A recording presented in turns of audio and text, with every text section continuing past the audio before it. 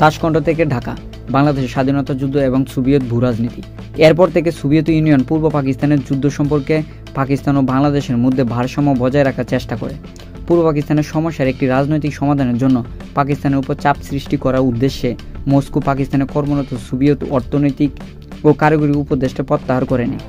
Soviet রাষ্ট্র নিয়ন্ত্রিত প্রচারের মাধ্যমে আংশিকভাবে পূর্ব পাকিস্তানের জনসাধারণের দুর্দশা এবং লক্ষ লক্ষ বাঙালি শরণার্থী উপস্থিতির কারণে ভারতের সৃষ্ট সামাজিক সমস্যাগুলি সম্পর্কে প্রচার চালানো হতে থাকে। কিন্তু অন্যদিকে এ সময় সোভিয়েত সরকার সরাসরি পূর্ব পাকিস্তান সম্পর্কে কোনো মন্তব্য করা থেকে বিরত থাকে। 1971 সালে এপ্রিল থেকে মে মাসের মধ্যে পাকিস্তানি সৈন্যরা সমগ্র পূর্ব পাকিস্তানের উপর নিয়ন্ত্রণ প্রতিষ্ঠা করে। কিন্তু এই নিয়ন্ত্রণ নিরঙ্কুশ ছিল না, কারণ পূর্ব পাকিস্তানের বিভিন্ন স্থানে গেরিলা আক্রমণ অব্যাহত থাকে। এর প্রত্যুত্তরে পাকিস্তানি সৈন্যরা সাধারণ জনগণের উপর অত্যাচারের মাত্রা বাড়িয়ে দেয়, যার ফলে লক্ষ লক্ষ শরণার্থী পূর্ব পাকিস্তান ছেড়ে ভারতে আশ্রয় নিতে বাধ্য হয়। বর্ষাকালে বাংলাদেশি গেরিলারা পাকিস্তানি সৈন্যদের বিরুদ্ধে যে আক্রমণগুলো চালায়, যত উপযুক্ত প্রশিক্ষণ ও পর্যাপ্ত অস্ত্রশস্ত্রের অভাবে সেগুলো সাধারণভাবে ব্যাহত হয়। এবং 1971 সালে জুনের শেষের দিকে পাকিস্তানের সামরিক বাহিনী দাবি করে যে তারা বাংলাদেশি গেরিলাদের বর্ষাকালীন আক্রমণ প্রতিহত করে দিয়েছে। এসবের মধ্যে বাঙালি শরণার্থীদের ভারতে পলায়ন অব্যাহত থাকে। সোভিয়েত ইউনিয়ন এ সময় পূর্ব পাকিস্তানের পরিস্থিতি পর্যবেক্ষণ করেছিল।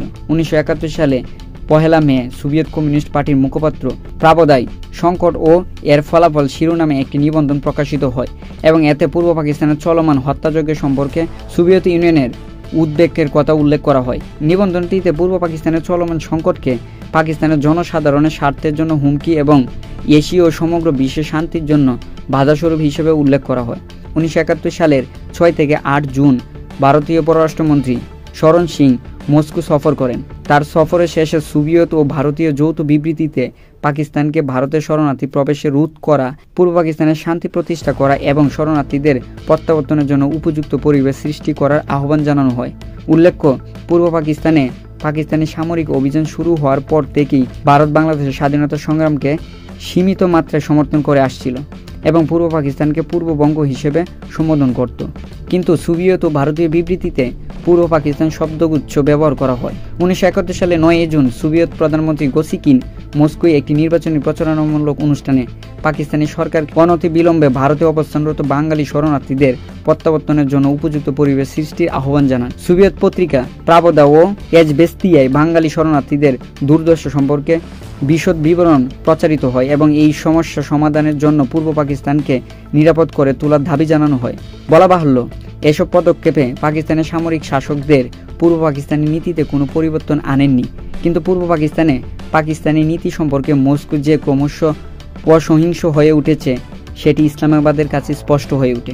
অবশ্য 1971 সালে জুনের শেষের দিকে গোসিকিন মস্কোয় পাকিস্তানি রাষ্ট্রদূতকে এই বলে আশ্বস্ত করেন যে সোভিয়েত ইউনিয়ন পূর্ব পাকিস্তানের চলমান সমস্যাকে পাকিস্তানের অভ্যন্তরীণ ব্যাপার হিসেবে বিবেচনা করে।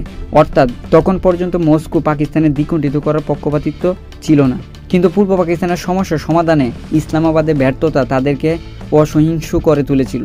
1971 সালের জুলাইয়ে বাংলাদেশি যোদ্ধারা তাদের বর্ষাকালীন অভিযানে ব্যর্থতার পর পুনর্গঠিত হয় এবং পাকিস্তানি সৈন্যদের উপর আক্রমণ অব্যাহত রাখে। কিন্তু পাকিস্তানি সৈন্যরা পূর্ব পাকিস্তানের শহরাঞ্চল ও কৌশলগতভাবে গুরুত্বপূর্ণ অঞ্চলগুলো নিজেদের দখলে রাখতে সক্ষম হয় এবং বাঙালি জনসাধারণের বিরুদ্ধে তাদের সন্ত্রাস সৃষ্টির অভিযান অব্যাহত থাকে। এর ফলে পূর্ব পাকিস্তান থেকে ভারতে শরণার্থী প্রবেশের হার বৃদ্ধি পেতে থাকে। একজন ভারতীয় সমরবিদের মতে পাকিস্তানি সশস্ত্র বাহিনী ইচ্ছে করে বাঙালি জনসাধারণের উপর অত্যাচার নির্যাতন অব্যাহত রেখেছিল, যাতে লক্ষ লক্ষ বাঙালি, বিশেষ করে বাঙালি হিন্দুরা পূর্ব পাকিস্তান ছেড়ে যেতে বাধ্য হয় এবং পূর্ব পাকিস্তানের জনসংখ্যা সামগ্রিকভাবে হ্রাস পায়।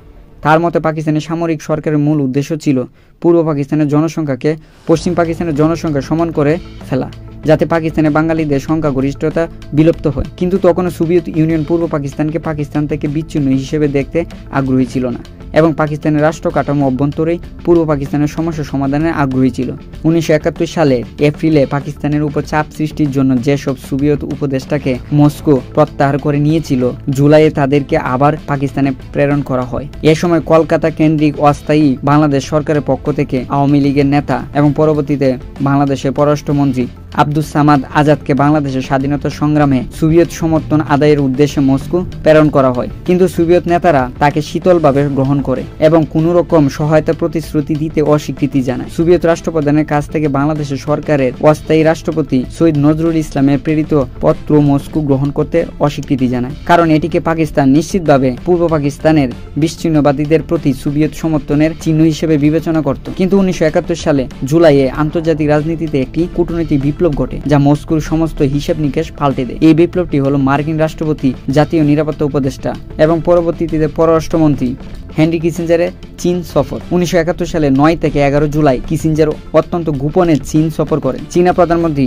চৌ এন লাইয়ের সঙ্গে সাক্ষাৎ করেন এবং 1972 সালে বসন্তকালে মার্কিন রাষ্ট্রপতি রিচার্ড নিক্সন চীন সফরের জন্য আমন্ত্রণপত্র সংগ্রহ করেন। এর মাধ্যমে চীন ও মার্কিন যুক্তরাষ্ট্রের মধ্যে দাঁতাত শুরু হয় এবং তাদের এই মৈত্রী ছিল সোভিয়েত ইউনিয়নের বিরুদ্ধে। আর এই মৈত্রী স্থাপনের ক্ষেত্রে উভয়ের পক্ষের মধ্যে মধ্যস্থতাকারী বা বার্তাবাহকের ভূমিকা পালন করেছিল উভয়ের সাধারণ মিত্র পাকিস্তান। চীন মার্কিন মৈত্রী মস্কোর জন্য যথেষ্ট খারাপ খবর ছিল, কিন্তু মস্কো দক্ষিণ এশীয় মিত্র ভারতের জন্য এটি মোটেও সুসংবাদ ছিল না।